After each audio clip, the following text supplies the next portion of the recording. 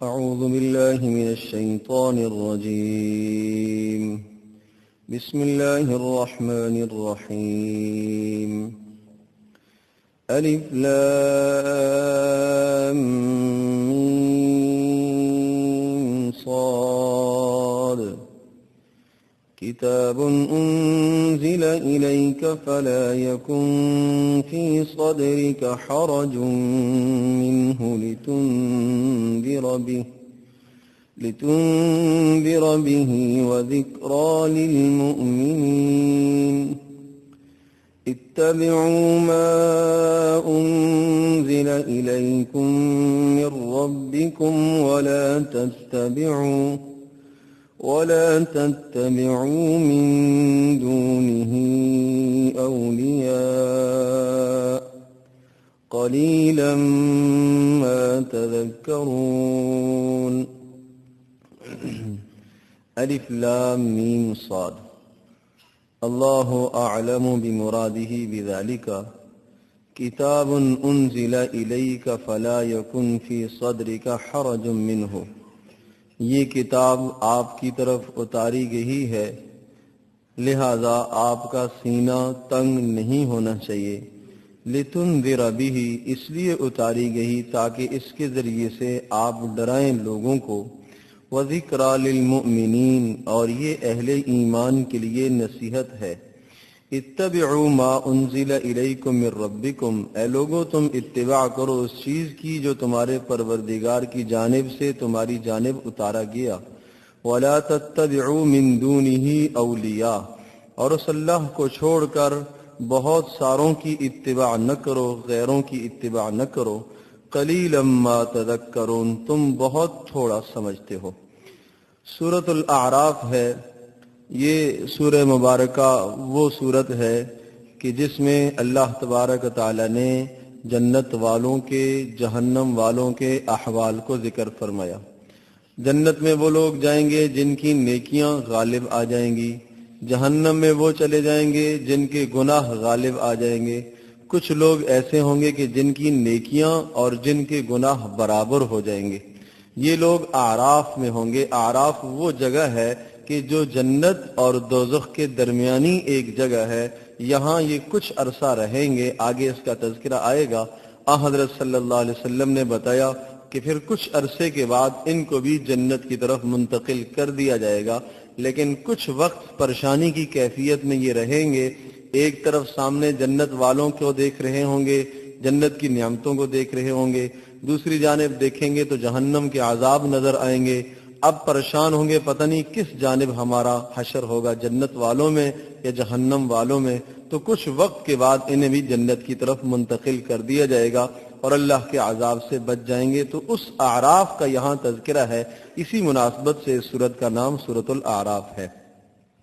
ابتدائی جو کلمات ہیں الف لام میم صاد، یہ کلمہ یا وہ صورتیں جو اس قسم کے کلمات سے شروع ہوتی ہیں جہاں الف لام میم یا حامیم، حامیم عین سین قاف، کاف ہا یا عین صاد، اس قسم کے جو حروف ہیں ان کو حروف مقطعات کہا جاتا ہے. مقطعات اس لیے کہتے ہیں کہ یہ حروف علیحدہ علیحدہ کر کے پڑھے جاتے ہیں. مقطع کا معنی کاٹا ہوا، جدا کیا ہوا. تو ہر حرف کو علیحدہ علیحدہ پڑھا جاتا ہے. الف لام میم کو الگ الگ کر کے پڑھیں گے. حالانکہ الف لام میم ایک ساتھ لکھا ہوا ہوتا ہے تو وہ یوں سمجھ میں آتا ہے کہ علم پڑھا جائے، جبکہ علم نہیں پڑھا جائے گا. الف الگ پڑھا جائے گا، لام الگ پڑھا جائے گا، میم الگ پڑھا جائے گا. اسی مناسبت سے ان حروف کو حروف مقطعات کہا جاتا ہے. باقی ان حروف کا ترجمہ، ان کا معنی اللہ کے علاوہ کوئی بھی نہیں جانتا. اللہ ہی ان کے معنوں کو جانتا ہے. ہاں، امت کو بتانے میں خیر نہیں تھی، اس لیے اللہ تبارک تعالیٰ نے نہیں بتایا. اور علماء کی یہ رائے ہے کہ حضرت صلی اللہ علیہ وسلم کو ان کلمات کے معنی معلوم تھے، لیکن امت کو بتانا مصلحت نہیں تھی، اس لیے نہیں بتائے گئے. باقی اس کو ایک نام اور بھی دیا جاتا ہے. ان مقطعات کو متشابہات کہتے ہیں. متشابہ کا معنی یہ ہوتا ہے کہ ایسا حرف کہ جس کا معنی معلوم نہ ہو، یا جس کا معنی تو معلوم ہے لیکن مراد معلوم نہیں ہے کہ اللہ کی کیا مراد ہے اس سے. جیسے قرآن میں آتا ہے ید اللہ، اللہ کا ہاتھ. اب ہمارا تو ہاتھ ہوتا ہے انگلیاں ہوتی ہیں اور وہ ہاتھ حرکت کرتا ہے. اللہ پاک تو اس طرح ہاتھ کا محتاج نہیں ہے، لیکن اللہ پاک نے اپنے لیے لفظ ہاتھ استعمال فرمایا ہے. اللہ پاک اپنی ذات کے لیے ساق پنڈلی کا لفظ استعمال فرمایا ہے. اللہ پاک نے اپنے لیے وجہ چہرے کا لفظ استعمال فرمایا ہے. یہ وہ کلمات یا وہ حروف ہیں کہ جن کے الفاظ، جن کے معنی تو معلوم ہیں لیکن مراد پتہ نہیں ہے. ہم یہ ایمان لاتے ہیں اور یوں کہیں گے کہ اے اللہ ان کلمات سے جو بھی آپ کی مراد ہے وہ حق ہے، ہم اس پر ایمان لاتے ہیں. اسی طرح سے یہ جو حروف ہیں، حروف مقطعات، یہ وہ ہوتے ہیں کہ جن کا معنی بھی معلوم نہیں، مراد بھی معلوم نہیں. تو یہاں پر بھی ہم یہ کہتے ہیں کہ یا اللہ جو اس کی مراد ہے، جو اس کا معنی ہے، جو اس کا مفہوم ہے وہ برحق ہے، ہم اس پر ایمان لاتے ہیں. باقی اشارہ اس بات کی طرف بھی ہے کہ انسان کے عجز کو بیان کیا گیا کہ انسان کتنا کمزور ہے، بڑا پڑھا لکھا ہے، بہت کچھ اپنے دعوے کرتا ہے. وہی حروف جو الف با تا، یہی حروف آپ بھی اپنے کلام میں استعمال کرتے ہو، وہی حروف یہاں پر بھی استعمال ہوئے ہیں، لیکن ان حروف کا معنی آپ کو معلوم نہیں ہے. اشارہ قرآن مجید کے معجزے کی طرف اور انسان کے عاجز ہونے کی طرف اشارہ ہے کہ انسان جتنا بھی بڑا بن جائے، بہرحال وہ اس کا علم اللہ پاک کے علم کے مقابلے میں کچھ نہیں ہے، اس کا علم ناقص ہے، اللہ کا علم کامل ہے. دوسری بات جو یہاں ذکر کی گئی ہے وہ یہ ہے کہ حضرت صلی اللہ علیہ وسلم کو اللہ تبارک و تعالی نے ایک بات سے روکا کہ یہ قرآن مجید ہم نے آپ پر اس لیے اتارا ہے تاکہ اس کے ذریعے سے آپ لوگوں کو ڈرائیں، یہ مقصد اس کے اتارنے کا ہے. فَلَا يَكُنْ فِي صَدْرِكَ حَرَجٌ مِّنْهُ، اس قرآن مجید کی وجہ سے آپ کا سینہ تنگ نہیں ہونا چاہیے. حضرت صلی اللہ علیہ وسلم کے توسط سے پھر پوری امت کو خطاب ہے کہ اے امت کے جوانوں، بوڑھوں، سب سے یہ ہے کہ دیکھو آپ کا سینہ قرآن مجید کی وجہ سے تنگ نہیں ہونا چاہیے. سینہ تنگ ہونے کا مطلب کیا ہوتا ہے؟ ایک تو معنی یہ ہے کہ کوئی ایسا حکم آ گیا جو انسان کے مزاج کے مطابق نہیں ہے، طبیعت کے مطابق نہیں ہے، لیکن اللہ کا حکم ہے تو گرانی سے آدمی اس حکم کو پورا کرتا ہے. یہ سینے کے تنگ ہونے کی علامت ہے. تو فرمایا ایسا سینہ تنگ نہ کرو. نماز کا حکم آیا، جی چاہے نہ چاہے نماز پڑھو.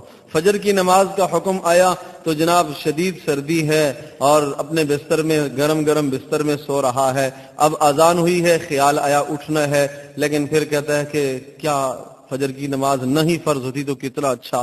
یہ سینہ تنگ ہونے کی علامت ہے. تو فرمایا جو بھی اللہ کا حکم آ جائے بشاشت کے ساتھ اسے قبول کرو، خوشی کے ساتھ قبول کرو، اپنے سینے کو تنگ نہ کرو.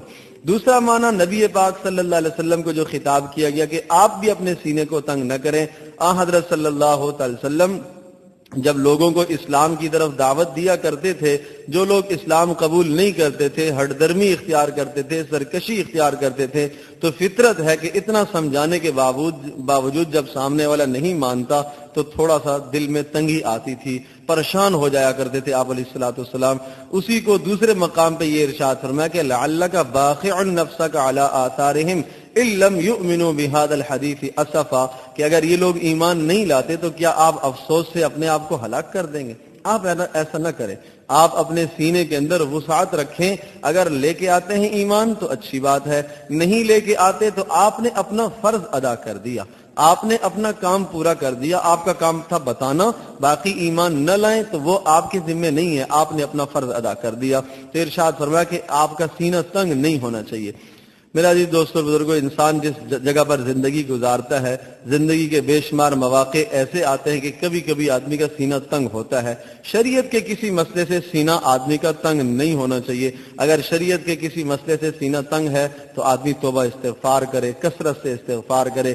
دین کے کسی حکم کو قبول کرنے کا میلان نہیں ہے تو آدمی کثرت سے استغفار کرے، اللہ پاک سے توفیق مانگے. اور باقی دنیاوی معاملات میں بھی کبھی کبھی آدمی کا سینہ تنگ ہونا شروع ہو جاتا ہے، گھٹن شروع ہو جاتی ہے، پریشانی شروع ہو جاتی ہے، چڑچڑاپن انسان کے اندر آ جاتا ہے. تو ایسے موقع پر آدمی کو کثرت سے الم نشرح لک صدرک کا ورد کرنا چاہیے. جس آدمی کو یہ شکایت ہے کہ اس کا سینہ اکثر تنگ رہتا ہے، پریشان رہتا ہے، بے چین رہتا ہے، بہت ساری پریشانیاں اوپر آئی ہوئی ہیں، غم زدہ ہے، تو اسے چاہیے، یا بلا وجہ کبھی کبھی ایسا ہوتا ہے کوئی پریشانی نہیں ہے، ویسے ہی چین نہیں ہے، سکون نہیں ہے، تو الم نشرح لک صدرک کو کثرت سے پڑھتے رہنا چاہیے. اس سورہ مبارکہ کی برکت سے انشاءاللہ اللہ پاک اس کی اس پریشانی کو دور فرمائیں گے. اور دوسری بات تیسری جو یہاں ذکر فرمائی، ارشاد فرمایا وَذِكْرَى لِلْمُؤْمِنِينَ، یہ قرآن مجید اہل ایمان کے لیے نصیحت ہے، اے اہل ایمان آپ اس سے نصیحت حاصل کرو۔ پھر اہل ایمان کو حکم دیا کہ جو اللہ پاک کی جانب سے اترا ہے اس کی خوب اتباع کرو، دل و جان سے اسے تسلیم کرو، اسے قبول کرو۔ وَلَا تَتَّبِعُوا مِن دُونِهِ أَوْلِيَاءَ، اللہ کے علاوہ باقی طریقوں کو، نبی پاک صلی اللہ علیہ وسلم کے طریقے کے علاوہ باقی طریقوں کو آپ چھوڑ دو، ان کے راستوں پر مت چلو۔ قلیلا ما تذکرون، فرمایا تم بہت تھوڑے سمجھتے ہو، تم بہت کم لوگ ہو جو نصیحت حاصل کرتے ہو، یا تم نصیحت حاصل کرتے ہو لیکن بہت تھوڑی نصیحت حاصل کرتے ہو، تم بہت کم لوگ ہو جو نصیحت حاصل کرتے ہو، اور جو کرتے ہو وہ بھی بہت تھوڑی نصیحت حاصل کرتے ہو۔ تو فرمایا قرآن مجید سے خوب نصیحت حاصل کرو، یہ اسی لیے بھیجا ہے کہ اللہ تبارک و تعالیٰ نے اسی لیے نازل فرمایا کہ اس سے اہل ایمان نصیحت پکڑے، اور اسی لیے اللہ پاک نے اس کے اندر جنت کا تذکرہ فرمایا، جہنم کا تذکرہ فرمایا، گزشتہ قوموں کے عذابوں کو ذکر کیا ہے، گزشتہ قوموں کی تاریخوں کو اللہ پاک نے بیان فرمایا، جیسے اگلے دروس میں آئے گا۔ یہ سارا کچھ اسی لیے ہے تاکہ انسان اس سے نصیحت حاصل کرے، گزشتہ قوموں کے حالات دے کر عبرت حاصل کرے۔ اللہ تبارک و تعالی ہم سب کے لیے عمل کرنا آسان فرمائے۔